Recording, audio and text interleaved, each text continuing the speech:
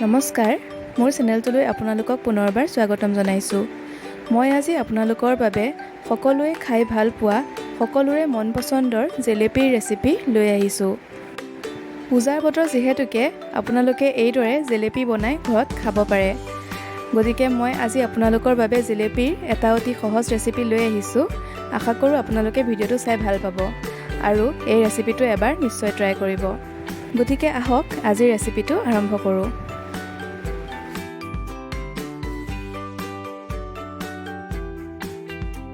প্ৰথমতে মই বাতি এটাত একাপ জোখৰ ময়দা লৈছোঁ।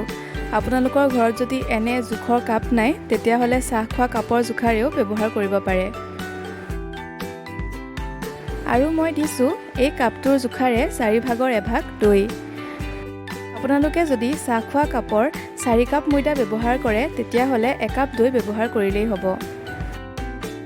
লগতে মই দিছোঁ অকণমান বেকিং ছ'ডা। এইখিনি মই এতিয়া অলপ অলপকৈ পানী দি ভালকৈ মিলাই ল'ম।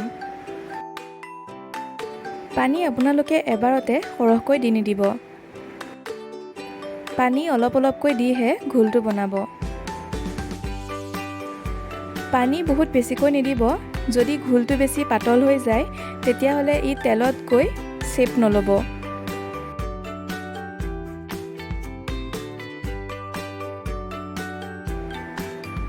এয়া আপোনালোকে দেখিছে মোৰ ঘোলটো বনোৱা হৈ গ'ল। এইখিনি এতিয়া 5-10 মিনিটমানৰ কাৰণে ঢাকি বেলেগকৈ ৰাখি দিম।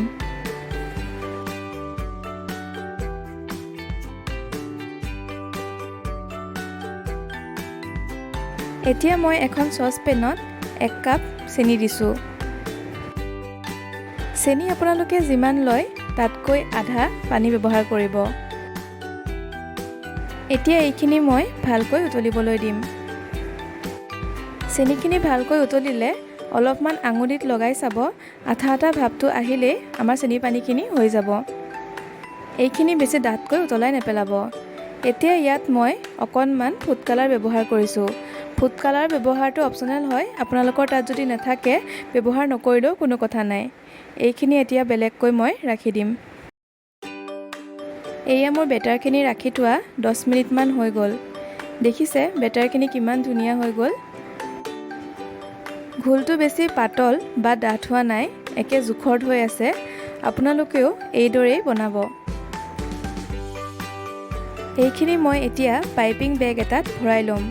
আপোনালোকৰ ওচৰত যদি পাইপিং বেগ নাথাকে তেতিয়াহ'লে মিঠাতেলৰ পেকেট বা চচৰ বটল ব্যৱহাৰ কৰিব পাৰে। এয়া দেখিছে মই পাইপিং বেগটোত গোটেই বেটাৰখিনি ধুনীয়াকৈ ভৰাই ল'লোঁ। ইয়াৰ মূৰটো এতিয়া মই কেঁচি এখনেৰে সৰুকৈ কাটি ল'ম। এতিয়া মই বহল চাইজৰ পেন এখনত অলপমান ৰিফাইন তেল দি লৈছোঁ আৰু ইয়াত এতিয়া মই বেটাৰখিনি অলপ অলপকৈ ঘূৰাই ঘূৰাই দি দিম।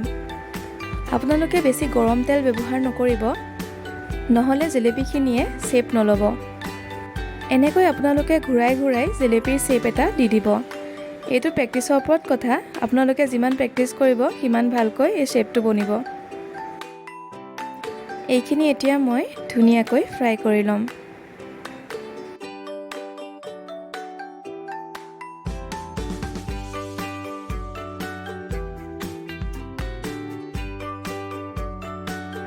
এয়া দেখিছে জেলেপীখিনি ভাজা হৈ গৈছে। গতিকে এইখিনি এতিয়া মই তেলৰ পৰা নমাই লগে লগে চেনিৰ ৰসখিনিত দি দিম।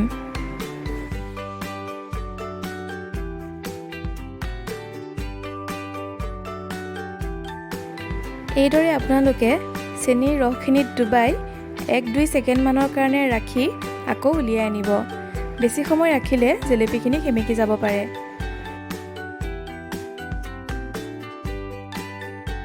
এনেকৈ মই এতিয়া গোটেইখিনি জেলেপী ধুনীয়াকৈ বনাই ল'ম।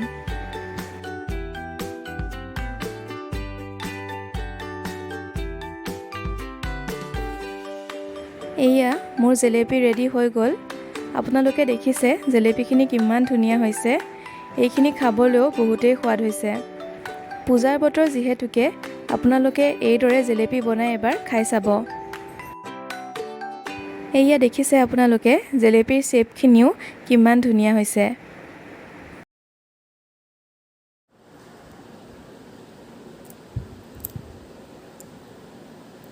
মই আপোনালোকক জেলেপী এখন ভাঙি দেখাই দিছোঁ। দেখিছে কিমান মচমচীয়া হৈছে। গতিকে আপোনালোকে যদি এই ৰেচিপিটো চাই ভাল পালে তেতিয়াহ'লে লাইক, কমেণ্ট, শ্বেয়াৰ আৰু ছাবস্ক্ৰাইব কৰিবলৈ নাপাহৰিব। আৰু লগতে এই ৰেচিপিটো এবাৰ নিশ্চয় ট্ৰাই কৰি চাব।